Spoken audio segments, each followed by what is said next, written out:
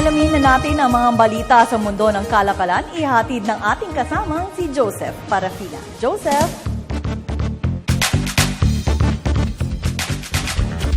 Maraming salamat, Aya. Magandang gabi, Pilipinas, Luzon, Visayas at Mindanao. Balita po sa kalakalan.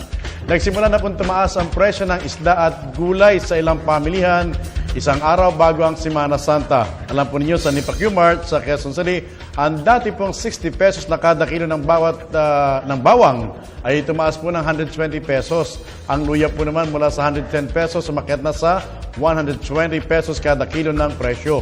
Wala na pong paggalaw sa presyo ng samantala po, mga kaibigan, tumaas din po ang presyo ng isda. Ang tilapia po naglalaro na sa 90 pesos hanggang 100 pesos ang presyo niyan kada kilo. Habang ang galunggong naman, tumaas sa 120 pesos ang kilo.